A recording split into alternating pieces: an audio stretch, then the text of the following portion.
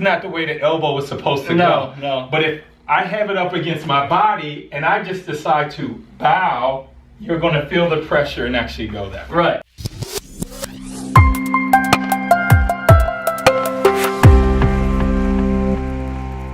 Hey guys, welcome to the Shrink Next Door. I'm Sean Riker, licensed marriage and family therapist, and I'm here with Master Joe Curtis of Tribalance Martial Arts down here in Lake Mary, Florida.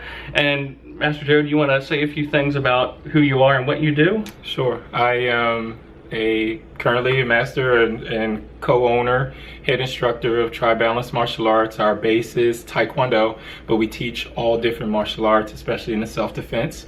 I'm also a youth minister and one of the ministers at Northland Church over in Longwood, Florida.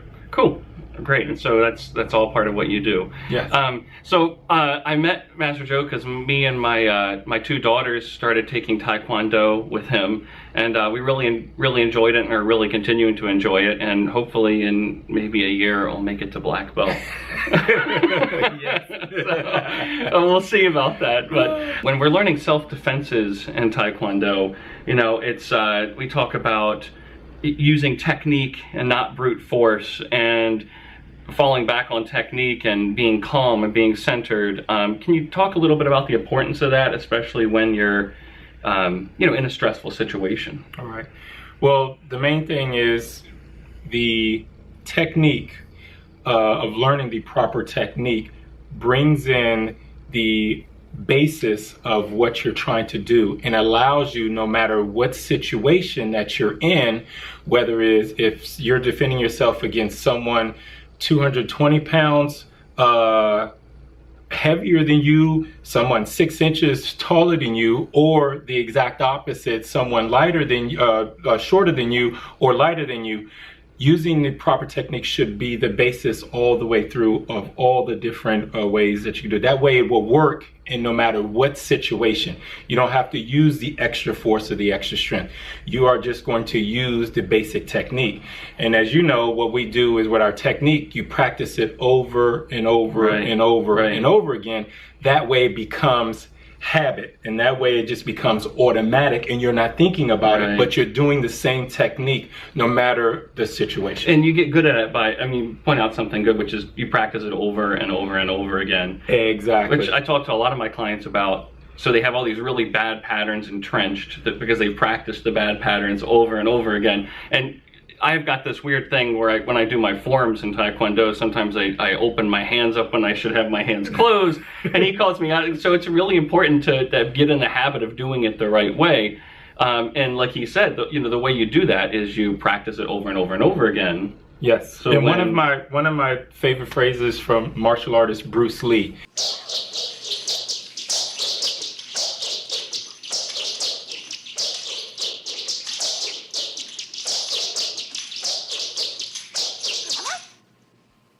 He said, "I'm not scared of a person that practices 1,000 kicks once. I'm scared of the person that actually practices one kick 1,000 times." Would you say that it's feelings that lead that process, or is it thoughts that lead that process? Well, the thing of as you know, we all have our feelings, but it is what we do with that feeling when it comes upon us. Like you were saying, being centered and understanding. So I might have different feelings, whether it's anger, joy, but if I have the techniques, the thought process to handle those so I can control myself. You can have the feelings, but it allows them to stay out of the driver's seat. Exactly, yes. Right. And you want, the thing is you want to have the feeling. Even, spiritually, you talk about mission. You want the feelings because you want the passion of it. But being able to control that Very good. makes all of the difference. The 5 tenets of Taekwondo, do you want to, is that something that's kind of universal to Taekwondo, like those 5 tenets? Yes, those 5 tenets have been passed down generation to generation.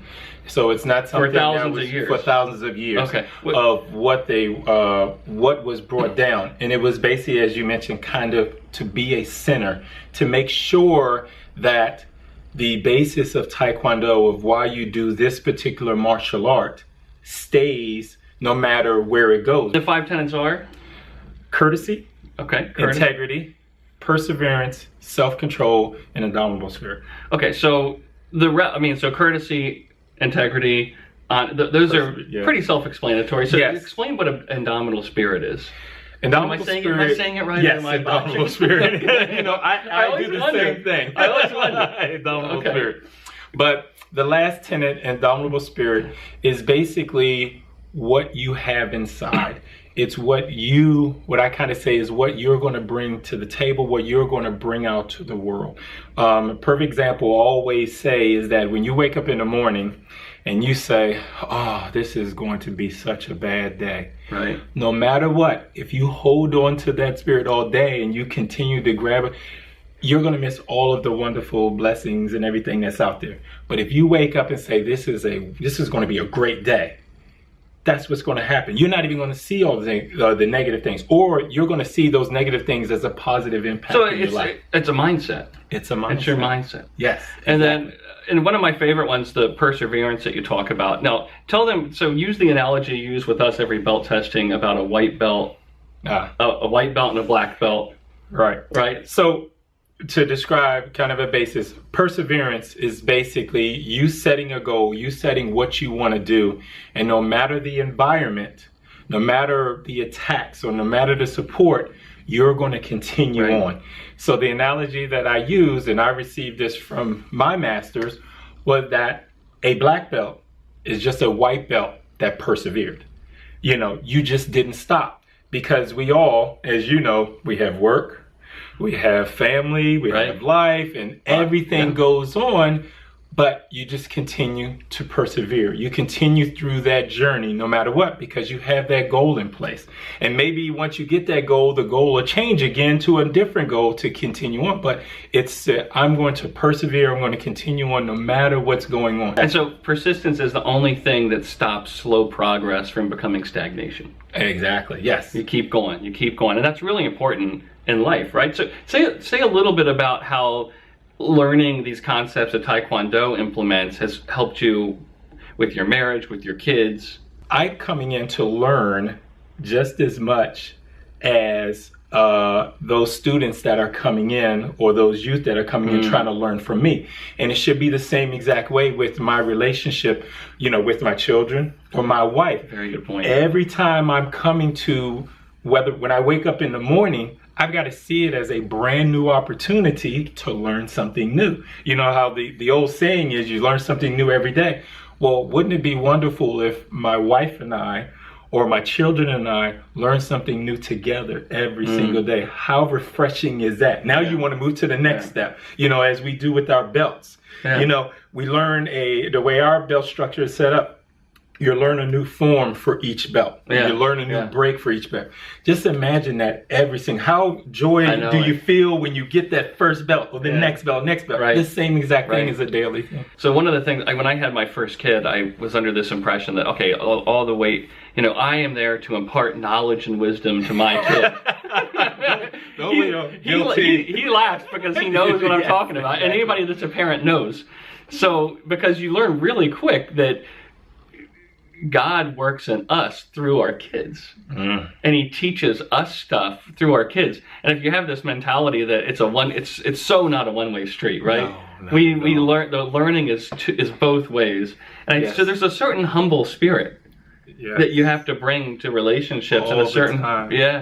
We all have our idiosyncrasies, and you can't lay one template on anybody. No. So you can't parent any two kids the same way. No. You can't teach Taekwondo to any two people probably exactly the same way. No. So my daughter, she picks up, so in Taekwondo we have forms that we do, and it's really hard for me to get the forms memorized and do them right. And my daughter will do a really complicated form 2 times, and then she'll have it like that, and then I'm asking her, and she's teaching me. Yes. Delayed gratification versus immediate gratification. And I mean, we kind of touched on it already with the persistence. Yes. Because I mean, I find that very few things in life are immediate gratification. Almost anything that's worth anything, you have to wait to win, or you have to wait for the gratification to play out, and it happens over time. But so Taekwondo is not something that offers immediate gratification typically, right? Yes. And it is about setting a goal. Because we're in a society right now and we're in a culture right now that everyone, well, I won't say everyone, but the majority of the culture expects a little bit of work and expects gratification right away. Right. Or I'm going to set this goal and I deserve this right away. To where the wonderful thing about the martial arts and the basis of the martial arts, it's not about right now. It's about building that journey, that perseverance and understanding. Because you could take 3 years, at least in our belt structure, 3 years, 2.5 to 3 years to getting your black belt. And we have some wonderful, including your daughter, we have some wonderful young students in there that understand that. And that right there, over there, just this short period of time of them learning this over time will carry on through the rest of their lives, because they'll understand that if I really want something, it's not about what I'm doing right now that'll get me the immediate, but it's what I'm doing right now that'll affect later. Right. And what I'm doing again right now to affect later. It's an essential life skill. Exactly. I mean, and to tie that back into what you were saying at the beginning was that if you let your emotion drive what's going on, that emotion, you expect satisfaction right here, right now. Right. But if you let the emotion be the passion behind what's driving the goal, that's what will take you on and on and on and on and actually get through what you need. And it takes time to build good relationships. It takes time to build good marriages. It takes time to connect with your kids. So, an option that you might want to consider is getting your kids plugged into a Taekwondo class. Or I think it's a really good tool to teach them perseverance, to teach them delayed gratification. All right, so do you guys want to see him throw me around a little bit? What we're going to demonstrate here is, like with one of the self-defenses that we were talking about. Oh, focus. There it is. With one of the self-defenses we were talking about, I want you guys to see how me just trying to use, or Master Joe just trying to use force to accomplish it, or physically, trying to, the way you would think about normally having to do it. If you want to throw somebody to the ground, you would normally think about just, grabbing them and ripping them down to the ground. But that's not the best way to do it. No. That instead of me trying to, go ahead and grab again, instead of me trying to pull you up here, I'll just use my core and kind of plant myself and actually do it. So I'm going to grab this to try to get a good leverage here. But from this point on, all I'm going to do is use my hips to basically turn. And if you notice, I didn't even use any strength. All I did was just kind of turn, and he's already going to where I want him to go. And we'll go this way, just so they can see also. Again, grab here. I'm just going to get in a nice stance, turn my hips, and you notice he's already going. And I'm not even doing anything. I'm just turning my hips right here. And so from this point on, if I think about all I want to do is just turn my hips that way, if I was going to try to muscle him, go ahead and resist. I'm trying to muscle. But go ahead and do resistance, and all I'm going to do is just turn my hips. He's going to go. So, okay.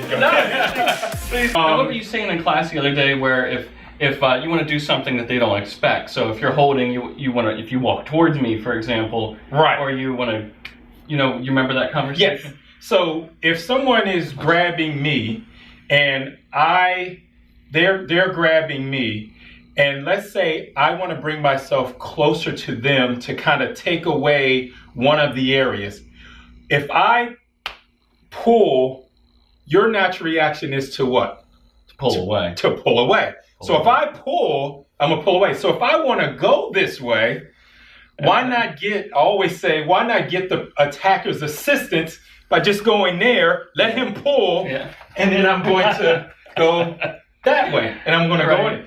If I want to go to you, if I want to go away from you, when you grab, what I would do is Right. I would kind of come here. You Yeah. would kind of stick. You see how the arm sticks it's up? different. Now I could just push and actually go away. Right. So many of us, when we get into fights with our spouses Yes. or with our kids, we think, oh, if we can just, say that one extra thing that will make them understand us, or do that one extra thing. And sometimes it's not about doing something else. Sometimes it's about just being calm in the presence of chaos, or sometimes it's about giving space.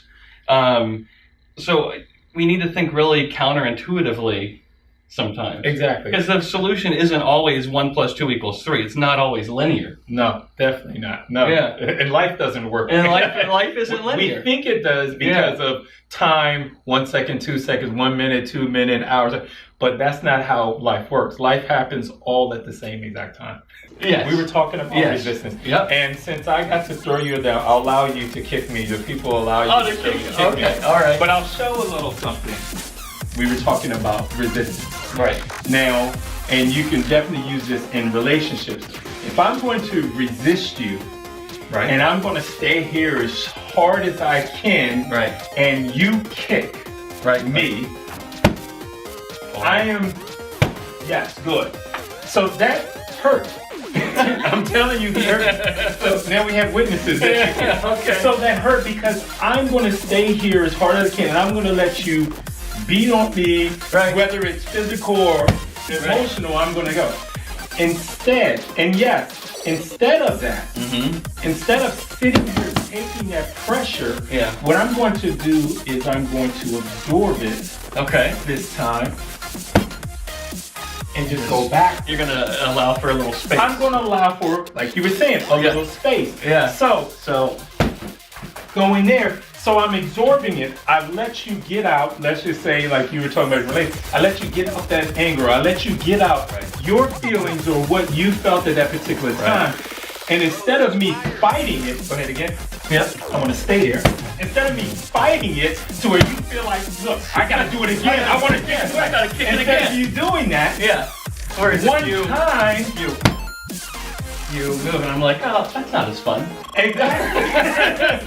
Yeah. So that's a great point, because being adaptable is essential. Yes. And if you're rigid and you're just standing there like a brick wall, and I think a lot of us run into problems in relationships when we're really rigid. Mm-hmm. And we have our point of view that we want to get across, or we're trying to convince each other of something. Yes. When it's not about that. No, and that's a relationship, and we talk about the perseverance of a long-lasting relationship. One, it takes time, but two, it takes communication. And if you are yelling or you're constantly kicking me like he just was, that relationship won't work. But if we're sharing, that's what a relationship really is. Right. Exactly. We've shown in a lot of the physical aspects of this, but it's much deeper than that. And what we talked about dealing with is the spiritual aspect of it and the control. So yes, we practice a lot physically, but you also got to practice a lot mentally and practice a lot spiritually. So that comes out into the physical. You don't want the physical to control the spiritual or the mental. You want it to be the other way around. Right. Exactly. That's one of the things that of our school, finding true balance, mind, body, and spirit. So thank you to Master Joe here for being a part of this, and do life on purpose, and I will see you next time.